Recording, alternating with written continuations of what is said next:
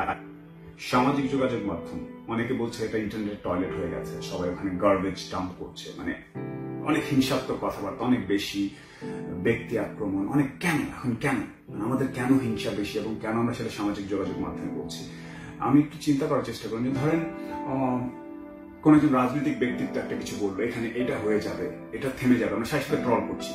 এটার কারণটা হচ্ছে যে একটা হচ্ছে যে হয়তো আমরা তাদেরকে অশ্রদ্ধা করছি না, আমরা হয়তো আশ্বাস শুনতে শুনতে বিরক্ত, সেই জন্য যখন উনি বলছেন আমি বিশ্বাস করছি না, তখন সেটা আমরা আর যেহেতু কিছু করার নেই আমরা সেটাকে হাসাহাসি করার চেষ্টা করছি। আবার ধরেন এয়ারপোর্টে গান নিয়ে ঢুকে গেছে একজন, আমরা যারা কখনো এয়ারপোর্টে যাইনি সেও ধরেন এখন বলা শুরু করলাম এয়ারপোর্টে সিকিউরিটি এটা হওয়া উচিত ওটা হওয়া উচিত। তখন কেন করছি? কারণ হচ্ছে যে আমি হয়তো বিরক্ত হচ্ছি, আমি কেন এয়ারপোর্টে যেতে পারছি না। আবার অনেকে ধরেন গাড়ির মধ্যে ছবি দিলে অনেকে বিরক্ত হয়ে যাচ্ছে।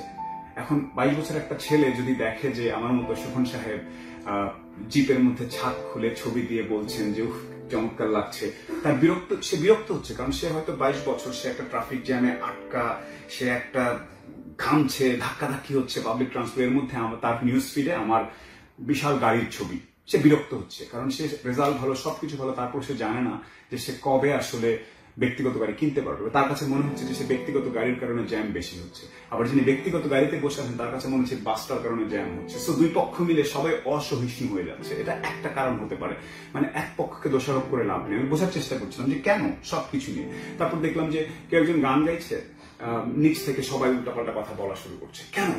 হয়তো সেই ছেলেটা এখন চাচ্ছিল যে আমিও তো গান গাই, আমার কেন সুযোগ আসছে না।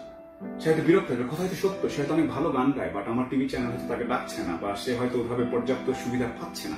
মানে যেটা বলছিলাম যে আমি একটু বোঝার চেষ্টা করছিলাম যে সবকিছু নিয়ে কেন ফান করছে সবাই। সবকিছু নিয়ে ফান করার একটা কারণ হতে পারে যে আমরা যেটা চাচ্ছি সেটা পাচ্ছি না।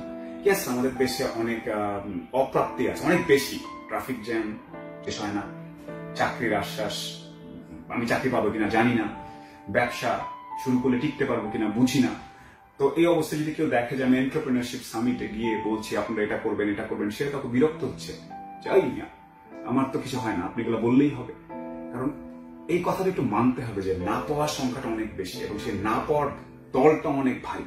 একটা রিসার্চে দেখলাম 15 থেকে 30 বছর বয়সী অনেক বাংলাদেশি ছেলের মেয়ের কিচ্ছু করার নেই, কোনো কাজ নেই, পড়াশোনা নেই, সে পুরো বসে আছে।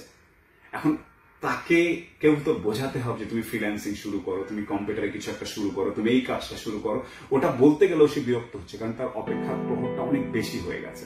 সেটা একটা। তারপরে দেখতে পাচ্ছি যে বিদেশি চিকিৎসা নিতে গেছে কেউ, এটা দেখে বাকি নিচে সবাই ট্রল করছে যে কেন। এখন সে হয়তো ভাবছে যে উনি তো বিদেশ চলে গেছেন, আমার কি হবে?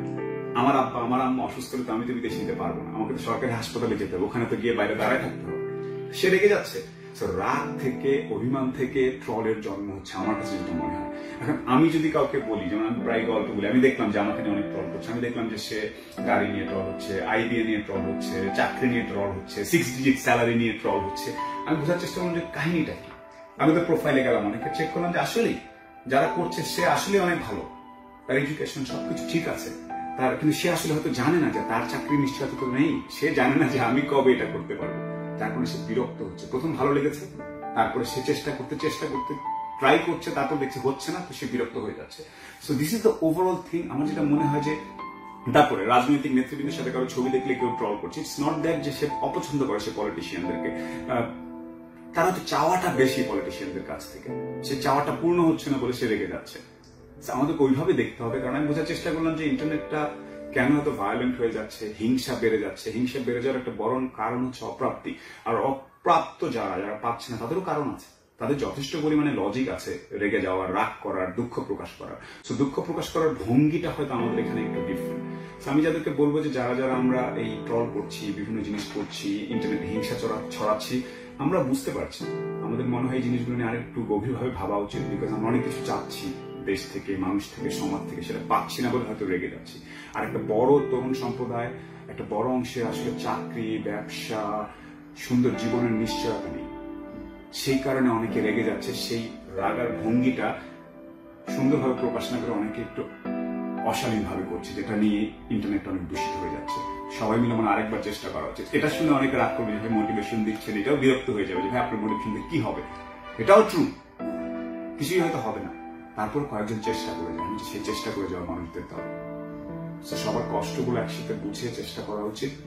আমি আমার জায়গা থেকে চেষ্টা করছি, যখনই পলিসি মেকার, সরকার উচ্চ লেভেলে, কর্পোরেট পর্যায়ে দেখা হয়, তখনই বলার চেষ্টা করি তরুণদের সমস্যাগুলো, মানুষের সমস্যাগুলো। আর বাকিগুলো এভাবে চলবে আমি জানি, বাট হয়তো পরিবর্তন হবে।